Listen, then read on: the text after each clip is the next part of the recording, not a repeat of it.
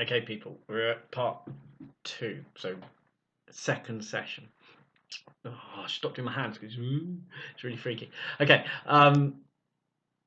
session two. So your 3 weekly sessions, you've got your 3 week. Get rid of the hands.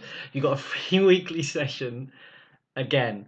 Okay, so your middle session, BEP chemo. It's always mixed together with the drugs they give you. You are given other drugs. I was on laxatives. I didn't really do shit, if you excuse it. Um, and they are still obsessed with bloods every morning. Blood, want your blood every morning. Doing your sats every morning. They were panicking about me because my blood pressure was really low all the time. But I was alive, no blue lips, so they just said, okay, it's just you. Now my blood pressure's bang on. I'll tell you about fitness I did when I'm 40. I'm 45? 45 this year. No, I'm 45 now. I'm 46 this year. Um, it's so funny. Um, they get obsessed with your blood, but they also get obsessed with your shit. The second session I went in, joking because you have a piece of thing to fill in and you have to write down how much you're drinking, your intake, and how much your outtake is, so how much you're urinating. So you have to take a jug with you to the toilet, piss in the jug, look at the jug, measure it, write it down. All while you're totally off your tits on chemo. Um, and like I said, I was doing a litre an hour, roughly. So you do a litre an hour. Well, that's what I was doing. They were chuffed with this, and that also makes you think: is it the chemo curing me, or is it just this huge intake of water that you're taking that is killing the cancer? I don't fucking know. And cannabis oil and all this shit. I'd listen to a practitioner rather than my mate Alien Tellery saying it's cannabis oil and I shouldn't do chemo. Cannabis oil's cheaper for the NHS than the cancer drugs they're going to give you. So would they not use cannabis resin, or not? Well, not resin, but the oil, and take the chemicals, which they are researching it because it's still natural. I did ask my consultant, and he said that the chemo drugs I had were organic and were scraped off a mine wall in Japan. I'm sure he said that to me. I don't think I was that off my head. But you get off your head as well. People will talk to you. Anyway, second session. So you're going in again on the Sunday, and then you Monday, Tuesday, Wednesday, Thursday, Friday. My consultant said they wanted to do this in 2 weeks, so no third week. So they want to give you all the chemo as quick as they could. You'd just be dead. And he would argue with them that no, we've got to keep him in an extra week. Huge cost to the NHS for another week, but that's what he was arguing with, and I'm glad he did. Um, the second week begins Tuesday. I puke my ring out, and I smell like I'd shit my pants every morning because it alters your senses, your hearing, your sight, and your smell. You get hypersensitive to smells. So every morning, and I'd be asking my partner, I'm like, oh, I shit myself. I smell like a shit. I stink like I shit myself. It's so funny. It's shit. You smell shit. You smell shit. But no, it's fine apparently. Not that they'd probably tell me. Oh, and you fart. Oh, session two is when you start farting, and I'm not talking just like a little fart. I'm talking like comedy sketch farts, and it begins to hurt. So and you know like, and then oh, and then you know oh, and then and then you fart, and it's hilarious farts. And of course, no one gives a shit on your ward. We're in a men's ward, so no one gives a shit. Um, oh fucking hell, I'd fart and fart, and I'd walk to the toilet going. And no matter how far you got, you'd fart. You just keep farting. You think, oh, I can't help. You just fart all the time. It's so funny. And every single one of my farts would finish with, so you go, every time. Little one at the end. So that was quite amusing. We'd always wait for the at the end. Not wet ones. Nice dries, but noisy. Um, I didn't get the shits.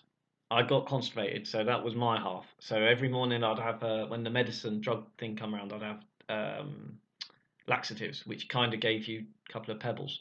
So second week, you get given your sheet to piss in and make a thing of thing. Also get given the Bristol stool chart, and stool as in stools as in feces, not stools as in to sit on. and there's a scale on it, and it goes on a scale of hard and soft, and you have to write down which you had. So I used to embarrass Margaret. Love my Margaret. She held my hand on a day that I panicked, and I think it might have been on the second session that I lost a couple of days. Um, Try and do little sort of hurdles. Go for, I've only got 3 hours to go on my chemo. I'll get rid of that 3 hours, and then it's sleep. Well, I didn't sleep. I'll get onto that again. But little hurdles, just little tiny, right, next day, get over the next day, and the next day, little tiny thing. I've got to get up for a piss. To get up for a piss, you're in pain. The pain is a hallucination type pain, a trippy pain. I could feel every every single hair follicle had the ability to give me pain.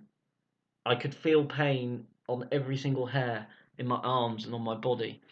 I felt like someone was squeezing my muscles. I felt horrendously nauseous. Um, I couldn't go to sleep. If I went to sleep, I could barely move with the pain. So I tried to stay awake.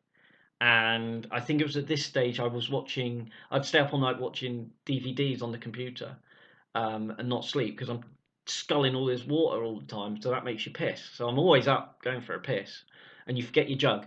You got your jug to piss in? Yeah, you forget that. So we used to leave one in on the cistern and the toilet and just piss in it and measure it and then write it down. Um, and because we're all lads, we're all blokes. Obviously, I was the youngest. Another story about that. We get competitive, don't we? So we're going to the toilet with our jugs. We're coming back. Yeah, well, 870 mil. Yeah. And there's this guy there. He had one of those things like the guy on South Park. 950 mil he did. That's what he said. 950. That's a litre. It's nearly a litre of piss in a jug. And I was pretty good at like sevens. I was doing like a 780 mil hit, and I was like, fucking 780 mil. This old bastard, 900 and something. But he had throat cancer. He had like on the South Park. He had one of them. Mental. And you get friendly with the guys in there, and everyone on my ward died. The only thing that was quite weird is there was three of us going through testicular cancer treatment, 3 BEP treatment. One was 21, had a piercing done in the middle of his chemo. What a cock. So he was known as the one with the piercing because he got a right fucking, because obviously you're open to infection. Your immune system's being drained out you. Goes and has a piercing, doesn't he? Cock. Called Rob. I'm called Rob. There was another guy, a fireman, 26. Guess what he was called? Rob. All going through 3 monthly sessions of chemo all at the same time. What are the odds of that? So it'd be like, oh, you Rob so-and-so? No, I'm Bold Rob. Oh, what about the fireman? No, I'm not a fireman. So it's all three of us. Are you the one with piercing? No, I'm not the one that had the piercing. Oh, right. And people that speak to you, by about session 2, you're losing it a little bit, okay? You're depressed, you're upset, you're angry, you're not there. You don't know who you are. They're coming. Right, what's your name, please? Oh, 659183. No, not your hospital number, which I think was 3418 something. Not your hospital number. Oh, sorry, you want. Oh, 17th to the 10th. No, not your birthday. What's your name? Huh? My name? Yeah, we want your name. My name? Yes, your name. Rob? Rob, that's your name. Good, good. Fucked. Absolutely fucked. Don't know where you are, what you're doing. It's really funny. Um, so that's on your second week. Vomit Tuesday. Tuesday night would vomit night, and then you're okay. But you're still having this chemo. I used to eat maybe Weetabix in the morning. And that was it. And that was all I ate, which is probably why I lost a pound a day. So I think it was like a combination of not eating and the pain, because pain will eat weight out of you. Um, and I used to break racehorses for a living, so I was always light. And I could never put weight on.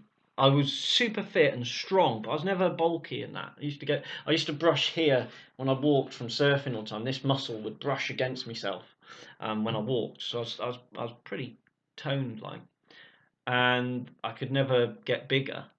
And I did wonder if that was because of the chemo. Had I had cancer for a long period of time in my body, and then finally so it was having an effect on my body, but it wasn't giving me tumors. I often wonder about that. Can we tell, like, if somebody's always thin and don't know, weird shit. There's loads of questions you ask yourself when you go in and they say you instantly think, oh, what have I done? What have I eaten? What have I? Is it how unfit?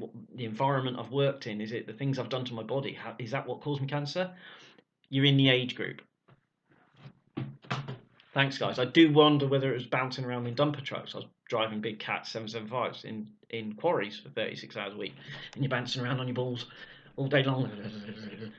And is it the constant vibrations that do that? Because I always wondered how an Arctic driver has a air suspension truck, an air suspension cab, an air suspension seat, and we're in a dumper track off road driving on bumps, and we've just got an air seat, and you.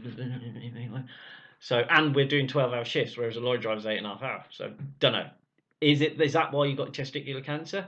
We don't know. It's going to be found out in 20 or 30 years. Asbestos was good, and then everyone got asbestosis. It was lovely, wasn't it? They used to come home. But guy in the ward opposite us, he had asbestosis. I'm heterosexual. I'm not gay. Fuck, he was good looking.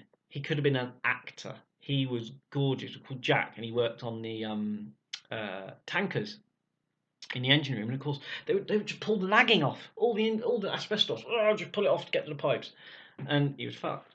And they gave him a huge payout, Shell did, but he was fucked. But they didn't know. He says, we didn't know. We didn't know it was bad for us. Fucking, that's what you do. So I wonder if it has something to do with it. So don't know. No one knows. In the age group, Rob, get fucked. So anyway, you do your second session. This is when your beard falls out, and you're questioning: are you going to die? Is this working? After the first session, it's working. You go and have an X-ray, and then this is scary because they can come back and say, "Fucking chemo ain't working, Rob. What we're going to have to do is chop your ribs out here, or crack your chest, and take the tumours out that way." Not the nicest thing to think about. And after 3 days, they come back and said, "Yeah, chemo's working." I was like, "Fuck, how good is this shit?" That it works after 3 days. So anyway, I have chemo. So I had my chemo. So I love my chemo. I was like, "Where's my chemo? What time is it? I want my chemo. Where's my chemo, nurses?" And the other thing is my cannula. I could live with a cannula for all week. So from the Sunday, I could go in and have one cannula all week until that on the Sunday evening to the Saturday, one cannula I could live with. And if you wonder why I'm tapping up here, because they start off in my hand. I won't put it too close to the camera. Start off in my hand, and by the time I was done, they were sticking them in the top of my arm. They were sticking them in the top of my arm here. So, and I said, what happens when you get too far, because my veins were collapsing. We go in your feet. Oh, great. So I get Baxter pump stuck in my foot. So anyway, I managed to live with veins up here. These were getting big, like, lumps and swollen stuff on them, but I could live with a cannula for the whole week, as long as I got my chemo, as I got a saline after my chemo. So as soon as they finished the chemo juice, which is all intravenous, they would have to then put saline in and keep the vein open. If they didn't, it would close up, and then they'd be trying to stick another cannula in, which was funny because I've worked with mechanics and stuff, so my hands are like tough as hell, and they were pushing the needle in, and the skin was just rocking up in front of the needle, and they were like, what do you do? You got skin like leather, and then it would go in. And that was all cool. They love, beautiful veins. Nurses get obsessed with your veins when you go into chemo. I love veins. Oh, Sarah, come and look at his veins. Oh yeah, no, obsessed with veins. They loved veins. Look at the veins. They loved the veins. So that was quite interesting. So yeah, by the time they finished, I was up here having cannulas in, but I could live for a week with it. They're meant to take them out after a few days because of infections and shit, but I could live with them for a week, so I was happy because it hurts. It does hurt putting cannulas in, but do you know worse than putting it in? It's when they take them out and hair falls out when you have chemo. Not my arm hair. I still had all my arm hair, so when they peel the thing off, not only do you feel horrible, then they give you a bit of pain when they peel the thing off, and when they slide the inner part of the cannula out, you can feel it, and it fucking hurts. And of course, being a man, oh, would you like an anaesthetic? No, fuck anaesthetic. I'm a man, so you just fucking grip and bear it. I've had me fucking bollock cut off for fuck's sake. I'm not going to worry about a needle. And that's another thing. Being a bloke, with chemotherapy, some blokes have a high threshold of pain. I do. If it's hip pain, cut pain, broken arm pain, fucking hard. You get chemo, it's a bit different, you know. It's a bit different to having pain. You know, it's like a horrible hangover forever, and every bit of you has a hangover. Um, so it's a weird pain, and of course that's with the head fuck you might die. Because the question I had with my consultant is his words. I said, "Oh, is it a high dose? I'm gonna kill you." Oh, thanks. I said, "Now is this you're gonna kill me, and then 2 years later I die?" Because if it is, you can fuck off with your chemo. Fuck it, I'll just go on and do whatever the shit I want. No, these are his words. You give me 5 years, I cure you. You die of old age. That's a brave fucking statement to make as a consultant, as far as I'm concerned. Um, and he knew his shit. He knew his shit. 11 years now. I think it might even be 12 years. 2008. You guys work it out. So it's 2008. It's 2019 now. And I'm here. And it's been fucking hard. But you can do it. So anyway, session 2. So this is when it's really getting quite bad. The pain, the ulcers. I had an ulcer which was like the Bonjela guy punching his way out. I thought it was a piece of Weetabix stuck in my mouth. And I was trying to get it out. And I thought it was a bit of Weetabix. No, it's a fucking great big ulcer. Um, my gums were really receding then. You don't want to clean your teeth because it fucking hurts. And it tastes. The taste in your mouth is like blood. If you've ever been punched in the face and you get blood all in your mouth, imagine that a million times worse for everything.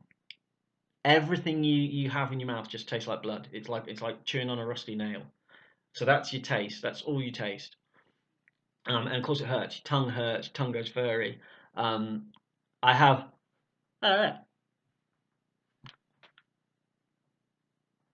no teeth. Got no teeth left back there. Okay, they were all chopped out in the 5 years after, 6 years after, because they uh, they melted basically. They just turned to like a chalk. I ate a fish finger and gone, and then they had to cut it all out, stitches and everything. So these are things that you may have to go side effects. Peripheral neuropathy. These things, they're a bit fucked. I don't like cold things. Very strange. Working on tools and equipment, don't like cold. That's it. In the morning, the first thing you feel is your hands, they hurt. But it doesn't stop you doing anything. When I had chemo, oh shit, I was useless. I couldn't. I dropped stuff. You get a cup, you'd be drinking your tea. Oh fuck, and you pour tea everywhere. You drop stuff, so you pick things up, and you just drop it for no reason, and you fall over. But I'll tell you about that later. So anyway, second session chemo. What are you going to get? Constipation. I got pain, the intense pain in your body. But you can do this, And I always said physically, mentally, I can do this. Yeah, it's going to be this shell that fucks itself and dies, and it did. It was really funny. Third session, I'll tell you about that one. Second to last hit as an outpatient. And you've got to laugh about this shit. I don't know what people are watching and what they think, but my mates were the best. I love all my mates. Don't need counselling. You don't need support. Yeah, you might have PTSD from it.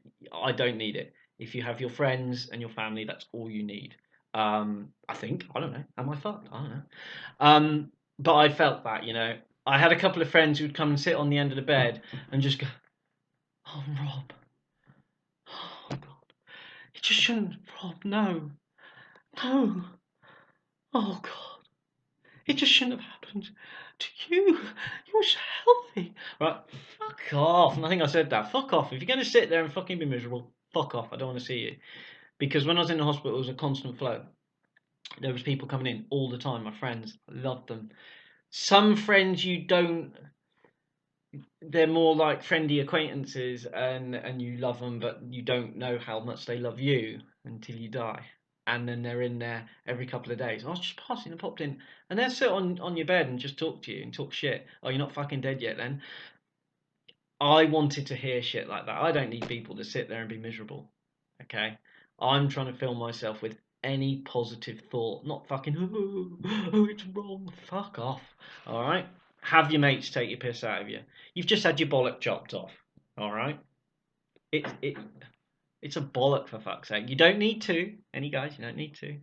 I think I had my nut chopped off, and third day, no, like less than that. Second day, I got an erection. Fucking right on. And that's your panic when they start fucking pissing around down there and cutting things off and shit. Is it going to work? 3 days, an erection. So it still works, and it still works for the day. You don't need to. So I'm only at half speed, so I don't do bad. But yeah, you don't need to. Me fish are a bit fucked. No, they're not fucked because I had to go and fish and jizz in a jar. And they're all right. They're a couple of swimming in circles, she said, but most of them are all right. So no, fucking digress. Too many stories. So second session, you're going to be fucked. You're going to hurt. You're going to get so many different things, and you're not going. This is going to go. Don't worry if you're fucked. This will go. You won't know who you are, where you are, what you're doing. You're going to be fucked. Chemo head, they call it. You're going to have weird sensations like you don't like cold things, hot things. You'll be cold. Now it could just be because you're not eating.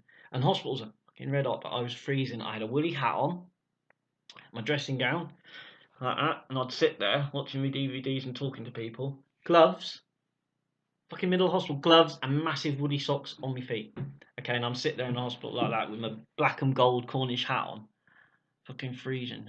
Now, I obviously I wasn't cold because my temperature was taken and my sats and all good. But like when you have a fever, you feel cold. Obviously, it was something to do with that. And of course, your immune system's being eaten. Your red blood cells are being eaten. Your white blood cells are being eaten. Your iron's being eaten. Everything that is you is being eaten, and that's what chemo does. It kills fucking everything. It doesn't distinguish between cells that are good and cells that are bad, but it finds the cancer cells, kills them too, and keeps them killed. And your body then regenerates all your normal ones. I heal really quick. If I cut myself, what's the last cut I had? Can't find it. That's how quick it heals. I heal really quick. If I cut, there's one on my nose. I had that. I did that yesterday. I heal really quick. You'll slice yourself, and you'll heal fast. I mean, obviously, I never took any notice of healing, but I'm sure after chemo, I heal quicker. I don't. If I run or do something like that, I'll feel it bad. But I heal. Cuts and stuff seem to heal quicker. So whether that's the kickstart to my immune system from being so bad. By now I'm at about, weight wise, I'm probably kicking 8 stone, 7 stone. I went down to just over 7 stone by the third session. So I think second session you're feeling it. You're just beginning to get hypersensitivities to stuff. Mine was the sun. Couldn't do sun. I look like a rapist coming out of a bloody security wagon, you know. I would sit there in the car hiding from the sun. Couldn't let the sun touch my head, my body. Even now I have to wear a hat. I don't like the sun on my head.